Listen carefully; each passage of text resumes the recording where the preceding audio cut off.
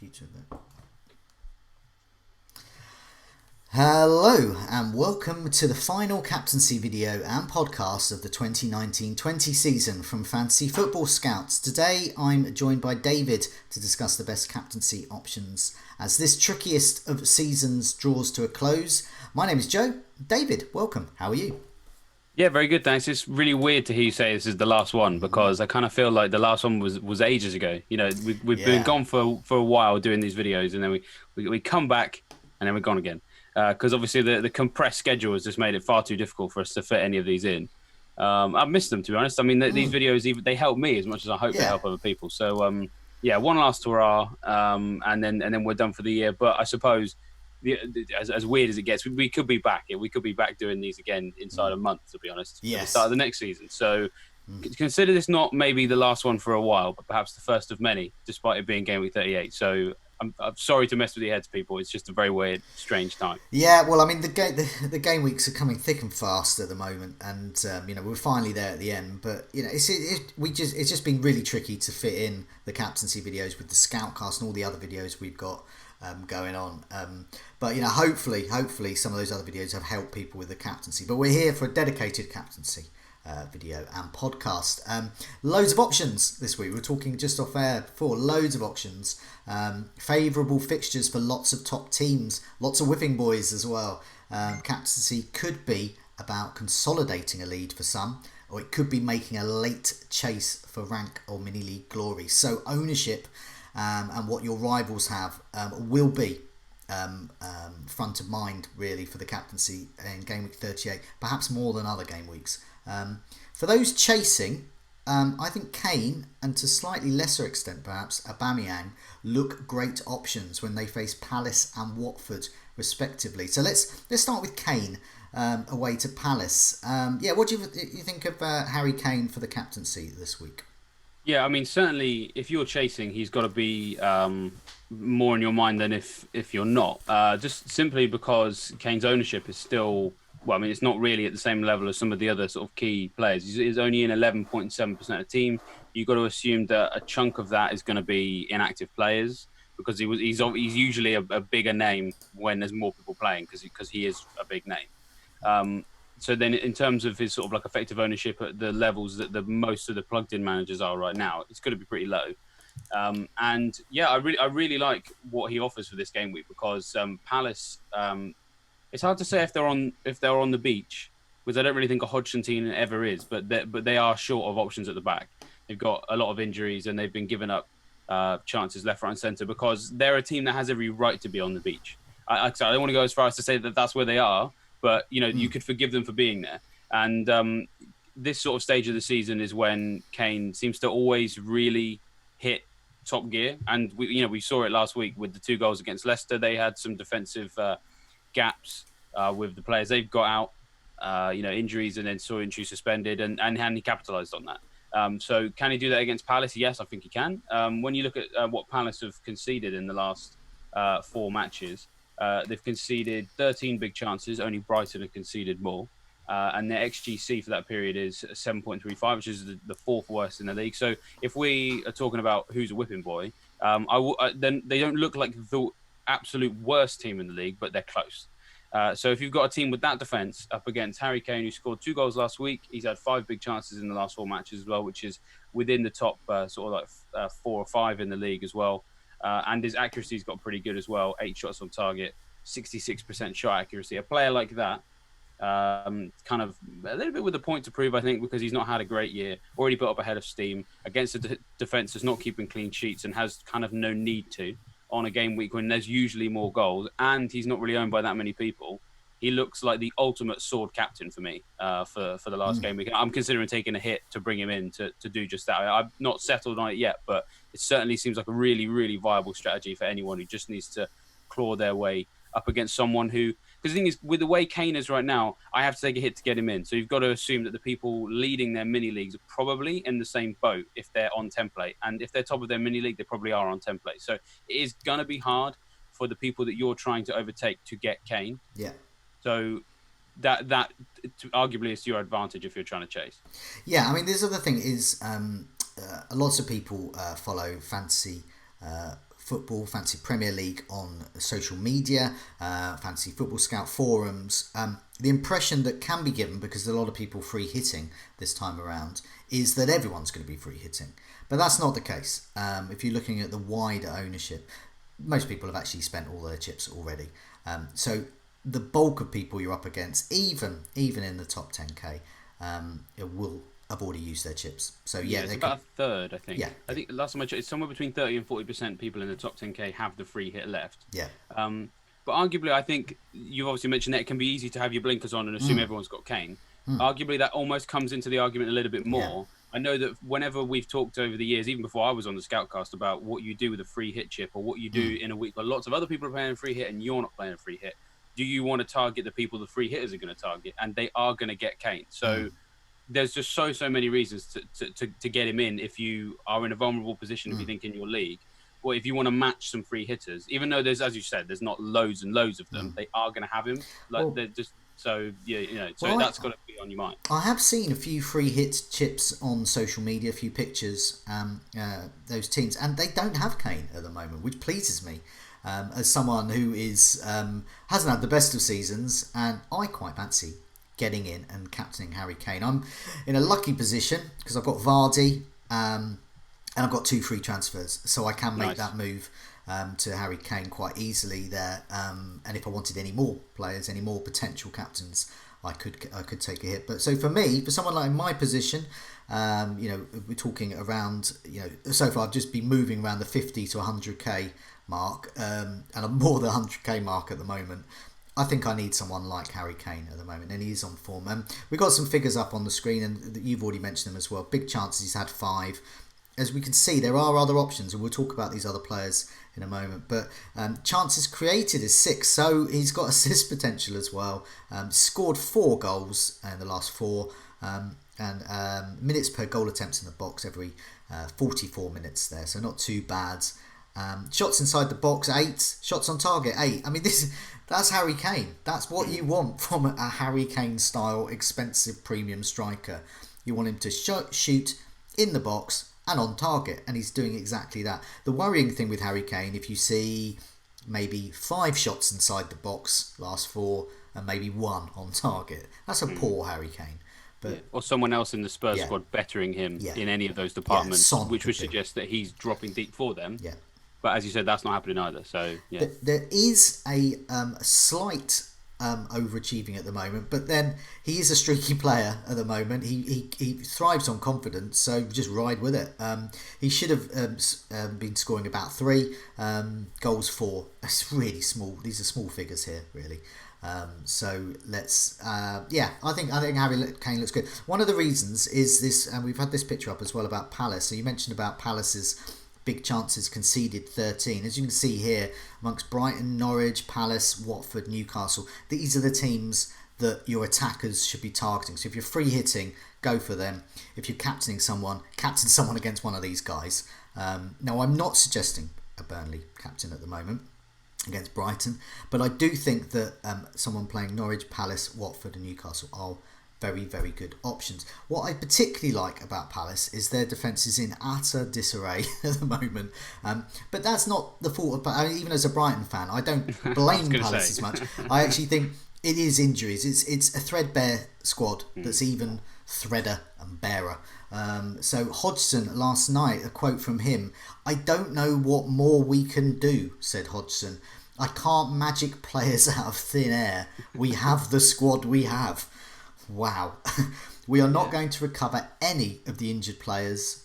It will be putting out the same players today on Sunday who are really tired and giving their all for the club. That's a white flag, isn't it? Right, I'm getting Harry Kane and I'm catching him. That's just the way it is. That quote alone, but these figures we've been putting up as well. There are other options. Okay, so if you're chasing Aubameyang, Arsenal lost against Villa. He didn't score against Villa, but he just scored a brace against Man City, who are better than Villa. No disrespect to Villa. So he could be an option. He's going to be overlooked as well. Especially he's going to be overlooked by free hitters, I would imagine. But yeah, what do you think? Aubameyang, captain, especially for those chasing? Yeah, I mean, yeah. If we're continuing the theme of chasers, I think he's another one to look at. Especially a free hit as well. I think it's if you're not free hitting, it's probably a choice between Kane and Aubameyang, and I think Kane wins. But if you're free hitting, then why not both? I think. Yeah. So as you mentioned, there kind of struggled against Villa on what was it, Tuesday night? I'm forgetting what days or which now. Yeah. Yeah, Tuesday night. But it must be said that Villa's defence has been quite good as of late. I'm always, where I can, whenever I've got the opportunity, want to give credit to Dean Smith for the turnaround that he did, because it was in these very videos, of course, for most of the first half of the season that we were like, just find out who's playing Aston Villa and captain whoever's playing against them. And it isn't like that anymore. So, yeah, fantastic job that he's done there. And I'm pretty sure Aubameyang limited to about sort of 4 or 5 touches in the box. Was mostly out wide against Villa because they defended quite well. They cut off any supply. Really, Villa are they're defending for their lives. So it's a complete. So and maybe Watford will do the same. But the thing is, at this point, is that a draw kind of doesn't really do enough for Watford in this game. They can't just set up shop and go for a 0-0 because they know that if Bournemouth beat Everton, which is likely, not necessarily likely, but could happen. Or if Villa managed to get a draw with West Ham and Watford draw, Watford need to win this game. They have to throw absolutely everything at it, and I don't think they're good enough, so it's not going to work. But they're still going to have to do it. Yeah. This Arsenal defence is actually getting quite good, so they're going to throw everything at this Arsenal defence. I think Arsenal's defence will rebuff it quite easily, and then there's going to be spaces everywhere for Aubameyang to fill his boots. He's 3 goals shy of Vardy's golden boot tally. And Leicester are playing Man United, and Man United, I think I don't know. I don't want to come out and say that Vardy's going to blank, but Aubameyang will know he's got a much nicer fixture than Vardy, and if he can get 3, maybe 4 goals, then maybe the golden boot's his. So he's going to know that they're going to. He looked particularly annoyed with the defeat against Villa, so it's a bit unquantifiable in the sense that I kind of got the sense from him that he knows game week 38 he's going to go for it against a team that also has to go for it. I think it's going to be quite an open game. And how can that not benefit their top goal scorer? So I think, you can do a lot worse than captaining Aubameyang this week. Well, let's put those figures about the whipping boy figures back up again. So you can see Watford there with 13 big chances conceded over the last 4 matches. They are there. They are there for the taking. Now Ben Foster put in a season-defining display. He was back to his very best 9-point return against Man City despite conceding 4 goals. That's the important thing there. He did well. He did the best he could, and yet they still conceded 4 goals against Man City. Yet Man City have been beaten by Arsenal. So, yeah, as you said, I'm sure there will be spaces. No matter how good Ben Foster is, and we know he can be amazing.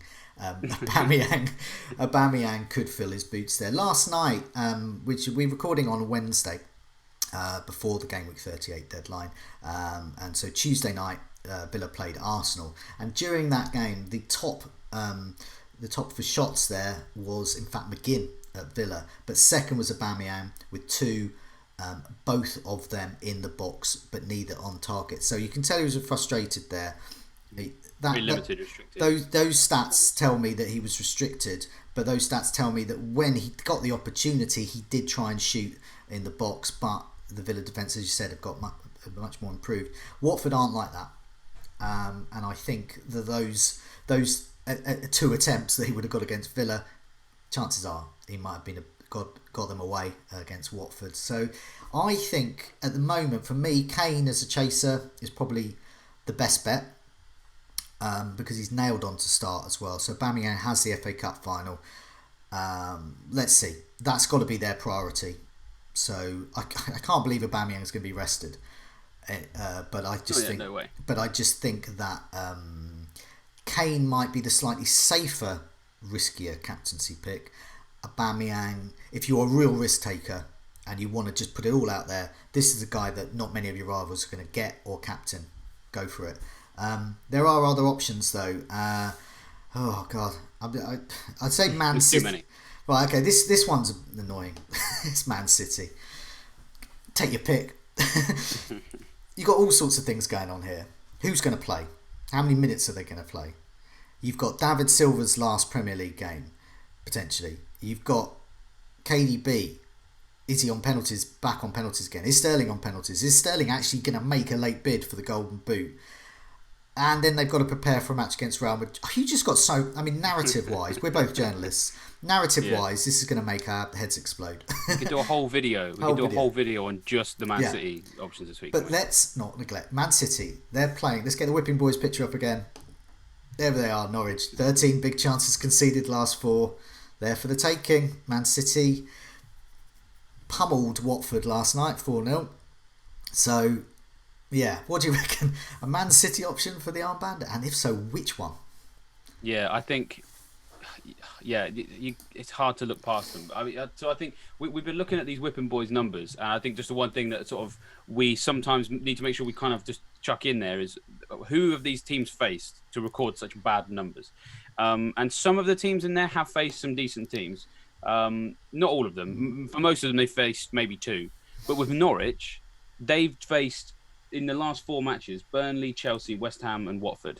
And, I mean, West Ham have been looking good, Antonio especially. Yeah. But is that because Norwich made them look good? I think that's a huge part in that. So when you look at the favourability of that schedule, like you would have ranked those 4 games as favourable for Norwich, wouldn't you? You're playing teams that don't score too many goals in Burnley and Watford. You're playing teams that concede a fair number of goals in Watford, West Ham, Chelsea, and not Burnley. But that's a favourable schedule, and yet they're still bottom, in the bottom 2 or 3 for all of those key stats. And now they've got to play Man City. So it's just, I know that we kind of all lumped in on Chelsea for that game, and then it was, it was just 1-0. But Chelsea and Man City, with best respect to Frank Lampard, there is just a massive gap between those 2 teams. Yeah. I just can't see how this game isn't going to be maybe like an 8-0. And you know what? I feel so stupid saying that because we said that before. Do you remember when they faced them at Carrow Road and they had no defenders and we were like, this is going to be an 8-0, and then it was 3-2 Norwich. So that could still happen, but there's nothing on the line for Norwich at all.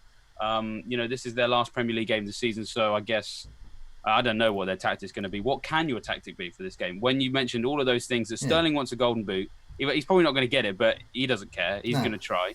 KDB wants that Henry record for most assists in a season. David Silva's going to want to score in his last game. I've seen a few people suggest that he might come off in the 21st minute. No way. No way is that going to happen. He's going to play the whole game. Guardiola would much rather that he played the game, got man of the match, so then at the end he could be like, so happy. That's what's going to happen, isn't it? And everybody, that Terry thing was ridiculous anyway. There's no way that anyone can get away with doing it again. So, yeah, I think whoever you've got, I think you've got to consider them. Whether or not you should take a hit to get in more or a hit to replace them. So, for example, I could get De Bruyne up to Sterling if I wanted to. Yeah. I think that might depend on where it probably comes down to what you want out of your overall rank or your mini leagues. Because I think if you've got Sterling, just captain him because he's looking so on it, and it looks like he's pulling these penalties away from De Bruyne. Yes. He could even play up front. I have a bit of a suspicion that Jesus could be benched for this because he's played, I think, 90 minutes in the Cup, then 90 minutes in the league, and Sterling was brought off in the 60th minute last night. Mahrez didn't play last night, so I think Mahrez is a good shout too. Good outside option, actually, for the captaincy. Yeah. No one's good. Well, you say no one. Perhaps the risk takers will captain Mahrez. Yeah. And then you consider that Foden didn't play the FA Cup or didn't start the FA Cup. So then that means Guardiola usually goes in sets of 3, doesn't he? If he rests for the first one, you probably play the next 2. Yeah. And Foden starts at home normally. So I think you could see a situation where Sterling plays in the middle of the front 3 with Mahrez and Foden on the other side. Now, don't quote me on that. No. Neil probably is a better person to trust, but as it's Guardiola, so who knows? But so Sterling, like I said, could play up front. And even if he doesn't start up front, I think he could end the game up front. If Jesus starts and he needs to bring him off because he needs him fit for some Champions League games, Sterling looks like a really great bet. But if you've got De Bruyne and you don't have too many others, I don't think that's a terrible option to captain him either because, as we said, he's chasing that record for the most assists. David Silva, I think if you've got him, I'd consider him too. One thing I think De Bruyne will lose in this game is probably direct free kicks because we've already seen Silva kind of pull rank over De Bruyne. I think it was 2 games ago, maybe 3. They all blend into one at this point. But we have seen him sort of take those away because, it's his farewell season. If it's like 10 minutes to go and Silva's maybe had a couple of assists, but he's not scored yet, and they get a free kick on the edge of the box, there's absolutely no way anyone other than David Silva is going to take it. So you can do a lot worse than looking at David Silva. because they all look so good, and as you said, Mahrez looks great as well. I'm pretty sure in the last 4 matches, Mahrez, his minutes per expected goal involvement is the 4th best in the league. It's still behind Sterling, but if you're sort of worried about, I can't quite get to Sterling, getting to Mahrez is not necessarily a bad shout either, because his XGI, sorry, I should say, is looking pretty good. I think just maybe if you want to captain a Man City player, just captain whoever you have, provided it's not Jesus, because I'd be a bit worried about him. Hopefully you get some early team news from the journalists, like maybe an early team sheet or something might help you. I don't know, it's so hard to say. Like you said, there's just so many. We should captain them all. This is another factor why I prefer Kane, even though I'm in a position of being a chaser rather than consolidator this week. Captaining Kane, you know he's going to play. You know he's going to play 90. There you go. You know he's on penalties. You know you don't. There's no narrative. Spurs don't have a narrative. It's just get the ball to Kane and Kane will score. Maybe Son might get some points as well. That's it. But Man City, as we say, so much going on there. I mean, just looking at I'll put the big chances stats up again. You can see Sterling up there in amongst. So big chances, last 4. Top is Salah, who we'll come to in a bit. Then there's Sterling with 6. So Salah, 7 big chances, last 4. Sterling, 6. And then Harry Kane with 5. And Aubameyang low down there with 1. And you can see with minutes per goal attempt in the box as well. This is an interesting stat. Salah up there with, peppering a shot in the box every 20 minutes. But Sterling, he's a winger, remember, every 25 minutes. In fantasy world, where whoever you want to play for Man City plays.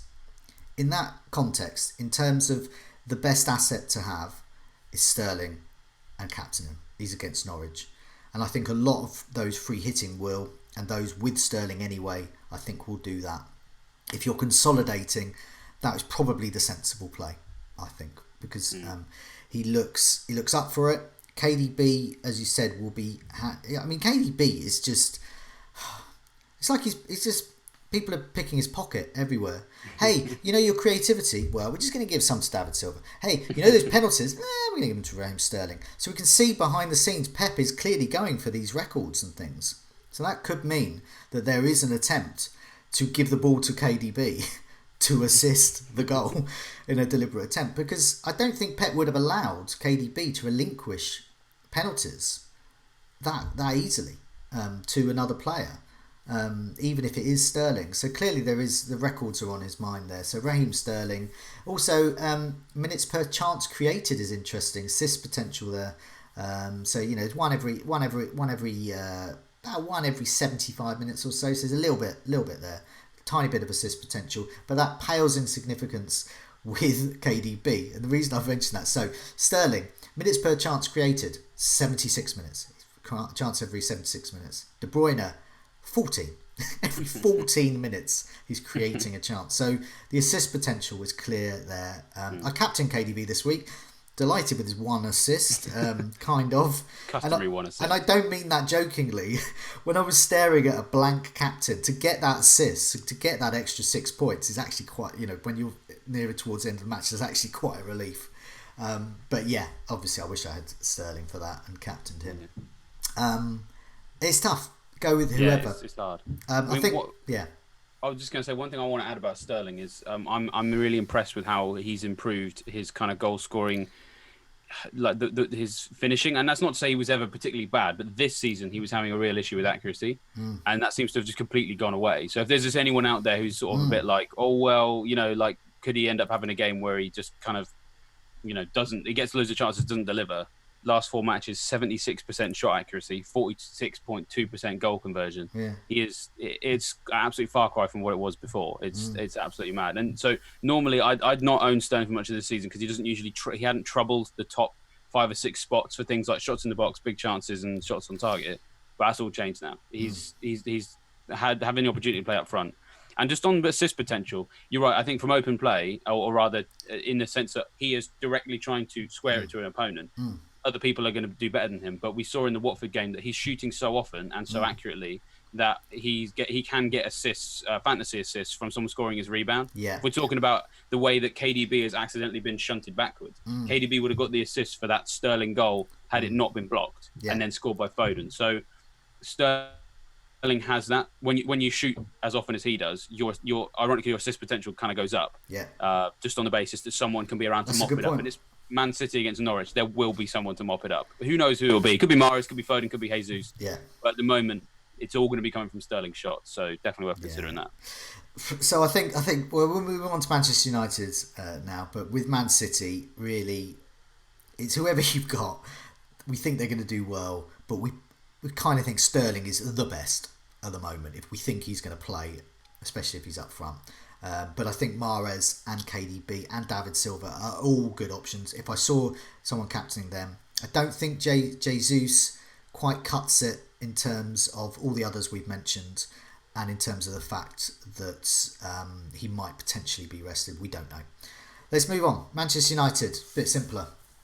Fernandes creates, the other guys score. That's it. And then sometimes Fernandes scores. They all score. They all get points. But they all play. They're fairly rotation free, especially compared to Man City. Manchester United play tonight, however, so we might learn some more news then. But ahead of that, we're looking at the final game. They're playing Leicester. What do we think? Captaining a Manchester United asset? I mean, I think there's every chance that United can do to Leicester what Spurs did, because they've got more on the line, and I think the United attack as a unit is better than the Spurs one. Yeah. That's not to say that any of them are necessarily a better goal scorer than Kane, but it's just as a team, they look incredible. So I think that there's every chance that can happen. There's not too much. I can't really back that up with a massive amount of data, because obviously the last 4 matches kind of includes games where Leicester weren't short of people at the back. So I'm not going to sort of throw any of that in. But in terms of the United players, I mean, anyone who's read the Captain Sensible articles recently, I'll just kind of summarise the general gist of how it all works. I mean, most people probably know from watching the games anyway. But Fernandes is the creator, but he creates a lot, and it's not necessarily always big chances. No. Which is not to say he's not a good option. But what's really interesting is that Rashford's role on the right means he does create fewer chances than Fernandes, but he does actually create better chances than Fernandes, because he's closer to the goal scoring events. So then Rashford's also usually the best for shots in the box, for big chances, and for shots on target as well. Martial's more of an Iceman.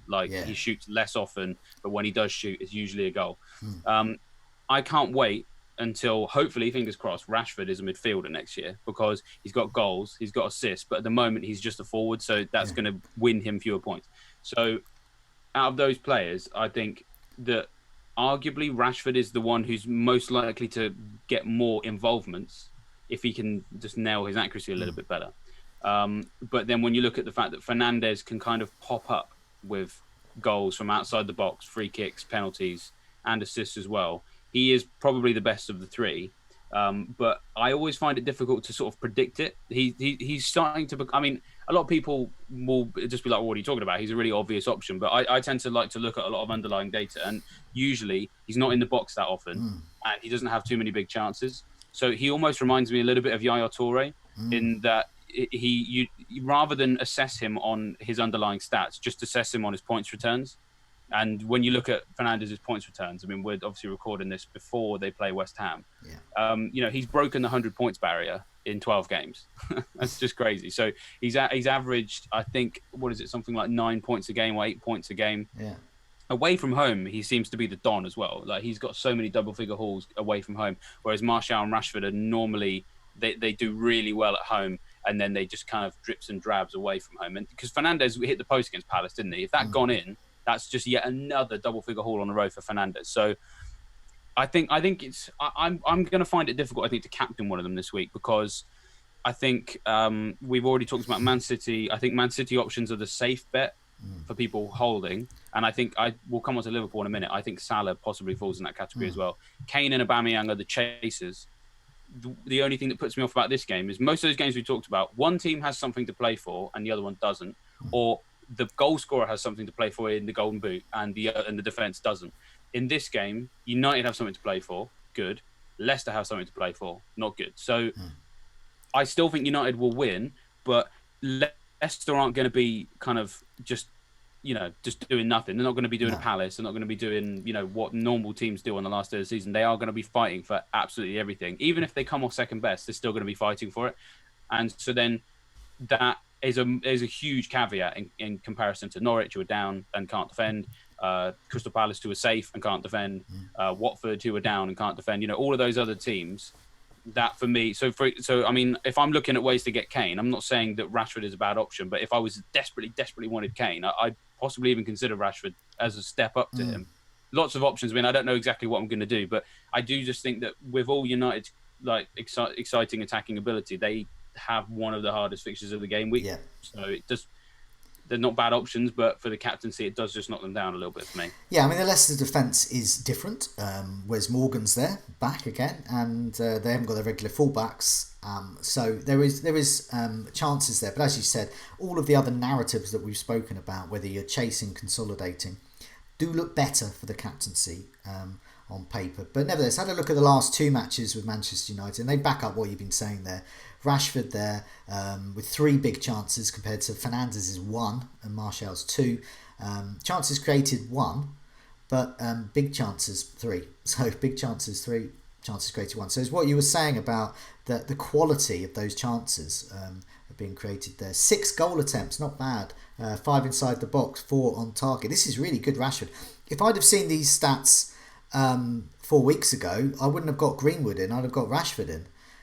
But back then, bubbling along really nicely. Yeah, he wasn't delivering. That's the problem. He wasn't delivering. He was bubbling along, and I didn't think he offered the same value. But I think he is possibly the best option.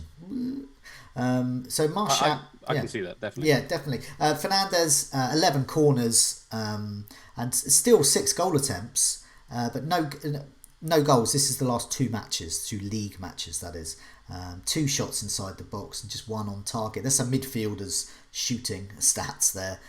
Martial is an attacker, as we know. Listed as a midfielder, much better. So those 2 big chances, 5 chances created as well. So assist potential, goal potential, 2 goals, 3 inside the box, 3 on target. That is a sharp shooting forward, but he's listed as a midfielder, so you get extra points. I think if you're a Manchester United fan and you just think, what the hell, I'm just going to captain one of my lads. It's a coin. It's not Fernandez, I don't think. I think it's a coin toss between Martial and Rashford to get more points. But nevertheless, yeah, we've spoken about the other options. I think the other options are better for the reasons you explained. Salah, we have been mentioning. Conspicuous by his absence, really. Yes, so far. We have been mentioning Salah, and we have mentioned Mane as well. But Liverpool play Newcastle. Oh, come on! I've got a picture of Salah up on the screen, but I'm just gonna go down my list again. Where is it? Whipping boys. There we go. And we can see that Newcastle are there. 11 big chances conceded. Their XG is 8.76 over the last 4. Goals conceded 10. This is good. This is good stuff. Headed goal attempts conceded 12. Not as many as Norwich's 20. But if you've got Van Dijk, I'm not saying it's going to be an unusual captaincy pick. Van Dijk, clean sheet potential, possibly headed goal potential. But nevertheless, I would imagine Salah and Mane are going to be the 2 key contenders here. Which one? I mean, most people will know whenever it's a toss-up between Salah and Mane, I'm very colours nailed to the mast on Salah because he's the type of player that I personally like to own. The difference between those 2 types of players, Salah shoots more often, but the quality is usually a little bit lacking because he does shoot so often. And then Mane, again, a bit like Martial, like an Iceman, doesn't shoot very often, but when he does, it's always a big chance and it's usually on target and often a goal. But for me, I just at the moment, but you always have to you have to litmus test that against what they are actually achieving at the moment. And for me, Salah is just completely dominating every goal threat category of a Liverpool player.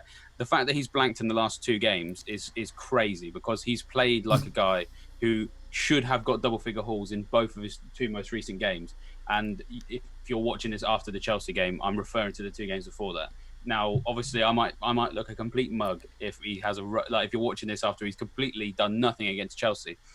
But when you look at what he's done in the 4 matches before that, 17 shots in the box, top of the league, 7 big chances. He's behind only Antonio, but obviously we have to remember that Antonio got to play Norwich, so in a way, kind of doesn't count. And then shots on target, 12, best in the league. So he's best in the league for all of those things. He's also best of Liverpool players as well. Just miles ahead of Mane in my view. His accurate. So then this is the other thing. His accuracy is 63%, but he's missed 6 big chances in that period. And what that tells you is they're on target. The only reason they're not going in is because a defender or a goalkeeper stopped that from happening. Mm-hmm. So sooner or later, we see with these players that changes. We kind of saw it with Mope pre-lockdown. He was having loads of shots on target, but they weren't going in. And then when he came back, he still had lots of shots on target because he's quite an accurate player, but people stopped blocking them, so they were goals. For me, that's gonna happen with Salah, and I'm kind of hoping that you're watching this after he's done that to Chelsea because he's my captain for game 37. But when you combine what Salah has been doing, he's been passing the eye test, he's passing the stats test. Put that up against a Newcastle defence that is short of so many options. I'm pretty sure that they recently played like a back five that had like 3 full backs in it because they've just got no centre backs. You know, it genuinely looked like a fantasy football back five with just full of fullbacks. I think, if I'm not mistaken, they've got like red flags against maybe 7 defenders or something stupid. You know, they're looking really vulnerable. They've got nothing to play for. They're safe.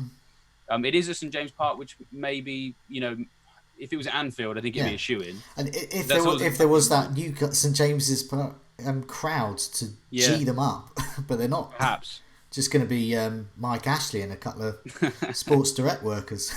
Yeah, well, yeah. So, I mean, I can't really see how Newcastle will get up for that game. So, for me, I mean, I'm really tempted by Salah. I mean, this is the problem is I'm tempted by Kane. I'm tempted by one of the Man City guys. To have all these people in the same game week, I'm really regretting using my free hit in 36 because actually there's so many options across the park, and I have some of them, but not all of them. Thankfully, I do have Salah, but I don't know. I mean, I don't want to repeat myself, but top of the league for shots in the box last 4, second top for big chances, top for shots on target, 63% shot accuracy against a team that, as you've mentioned, they're conceding, you know, a heck of a lot of chances. They are officially a whipping boy for, you know, this last game of the season. And those defensive stats is a period that has Man City in it, but they also played Watford and Brighton. And no disrespect to those 2 teams, not quite Man City levels. So they've looked weak against all of those teams because they've got these defensive problems. So put that up against Salah, and it could be a bit of a bloodbath. Yeah, definitely. I mean, I've looked at the last 4 matches. You said some of the stats there as well. Salah obviously beating Mane. Both have scored 2 goals, but Salah does have 2 assists over the last 4. His expected goal involvement is 4. So he is performing. On the eye test, it looks like he should have scored more in the last couple. But if you even that out over 4 matches, he's pretty much par for the course. And he has been returning. If you look that kind of medium turn, he's doing well. I think he will do well against Chelsea tonight. It could be famous last words. But I do think he is a great captaincy option there. And Mane cannot be discounted. I think both of them are good. I think for some free hit teams might look to get both in and captain one of them. I think that could be a very shrewd move because there'll be a lot of teams without either. And if you're essentially getting 3 by captaining one of them, so you're getting 3 big premium Liverpool assets, points coming your way, that could be a very shrewd move. Salah, that minutes per goal attempts in the box, every 20, as you said. Shots inside the box, 17. Isn't that amazing? This is the last 4, by the way. Shots on target, 12. As you said, that's top as well. I mean, these are great. These are really great stats. What these stats remind me of is Suarez when he was at Liverpool. In that Suarez would just shoot. And his big chances miss would be like whatever. But his big chances that he got in were really high as well. And missed is probably the wrong word as well. When I said the big chances missed, what it is, they're not scored. Yeah. He's not, because he is still hitting the target. So remember that as well. Yeah. I mean, stat wise, eye test wise, Suarez comparison wise, everything. Salah is doing really well at the moment and is a good captaincy shout. Let's move on to the barrel scraping time, best of the rest. I mean, this has been a very long captaincy video, but for good reason. There's a lot to talk about. There's a lot of strategy to consider as well, because sometimes it depends where you are in your rankings. But looking at the fixtures there, I guess I'll throw out some names, see if there's any you think for those looking for a differential captain. Antonio against Villa. I would have said yes for Antonio, but looking the way Villa dealt with Arsenal, no. Ings against Sheffield United, still possibly going for the golden boot, but it's Sheffield United and they've got Henderson in goal. Jimenez, after Mrs. Jimenez has finally given birth, I see. Perfectly timed. Which is about time. Or perhaps, I don't know, but against Chelsea. And then in that same match, Pulisic can't be discounted. He's still got another 20-pointer in him somewhere, but possibly not against Wolves. I mean, they're just some... I mean, I just use those names just to show that I don't think compared to the other ones we've focused on, there's too much competition for the captaincy. But yeah, any other names? Yeah, I mean, it's kind of hard to really. I think we've kind of covered most of them. I mean, I suppose I've seen some people. I mean, these are rare, but I've seen some people on Twitter, Callum Wilson in their team because it's last chance saloon for Bournemouth, and wouldn't it just be? I don't want to say great narrative because I'm not his biggest fan from a fantasy perspective because of course he has caused us some problems, but it would certainly be an eye-catching narrative if he were to kind of go nuclear on the last third season. I was tipping the Bournemouth attack. Well, Stanislas looks very good, actually, to be honest. I was saying a Solanke, but I was using him as a sort of a hook in to get people interested because I think Bournemouth, as you said, this is their last chance. This is it. They've got to go for it, and they've got. We know they can score goals now. They were having at the start of the post-lockdown period. They were really struggling to score goals, but somehow they found themselves. Solanke's kind of emerged a bit, and Stanislas I think has been the catalyst as well, providing some width and goal threat down the left. So, yeah, I mean, I could see them staying up, and to stay up, they're going to have to win and win big, I think, because of goal difference. I think if Villa were to lose, then I think, and Bournemouth to win, I think they'd be level on goal on points, and then it would come down to goal difference. So Bournemouth know they've got to absolutely come out firing. And are Everton in a position to really punish them on the counter? Perhaps not. So I think, if Bournemouth were to go and win 3-0 at Everton, I wouldn't be hugely shocked. So I think if you're being ultra ridiculously, differential than maybe a Bournemouth attacker, I mean, I'm not going to do it. I'm not going to sign one of their players, but it's just, I wanted to sort of point to that little narrative. You've a couple of others, you obviously mentioned Ings going for the Golden Boot, but Sheffield United are going for Europe. Chelsea and Wolves are both going for Europe. So then a game where both teams have something to play for is like, I'm not too sure about that. Wolves' defence is quite decent most of the time. So Chelsea, I think, will have a hard time breaking that down. I don't think that Wolves would necessarily have a hard time breaking down the Chelsea door, but as much as Jimenez has still been returning points recently, he has been a little bit kind of peripheral, or more so than he is usually. When we look at those charts for who's top for shots in the box, big chances, he's usually up there, but last 6 or 7 weeks he hasn't been. We've got to throw in there. He's just had a baby. How much sleep is he getting? Not a great deal. Whether or not that impacts him, who knows? But we've all been there, me and you. We know what it's like to have a newborn baby, and it's not fun. So plenty of other players are not in the first week of being a dad. So they're enjoying life a lot more, dare I say it. Yeah. I mean, the only other name I put out there, this is barrel scrape time, Richarlison. If Everton are going to score, it's probably going to be him. Yeah, good point. Bournemouth are going to have to go for it, but they're going to want to keep the goal difference down. So it's going to be It's going to be an odd match to predict, but I think if you are massively risk-taking and an Everton fan, just go for it, Richarlison. Or a Southampton fan. If you want to captain the guy that's going to relegate Bournemouth, then... Yeah. It's such a shame that Patrick Van Aanholt is looking injured. Of course. Because he's a great final day hero. Yeah, he is. I often get him in, and he does very well. But I can't see it for this Palace side against Spurs. But yeah, we scraped the barrel. Firmly scraped. I think it's time. I just want to say we've got the Scoutcast coming up this week. We're going to discuss all this in much detail around how this fits in within the team, the types of players you should be targeting. I guess targeting who we think lots of people are going to captain, the different captaincy shouts. And I think with some of the other options you've got in defence with the likes of Burnley, it's all achievable, but more on that in the Scoutcast. Do listen out and watch that. Just wanted to remind people that all the stats that we've been using, and obviously there's the season ticker as well, comparison tool, all of these things are in the Fantasy Football Scout members area. Please do sign up, invaluable information.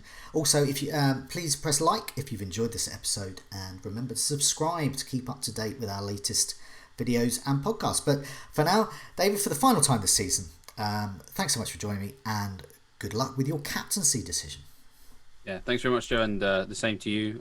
It's been a weird season. As I said, it feels a bit strange to sort of say goodbye, because I do sort of predict that we'll probably be doing one of these maybe 3 or 4 weeks time. So maybe maybe see you on another captaincy stream very soon, but we shall see.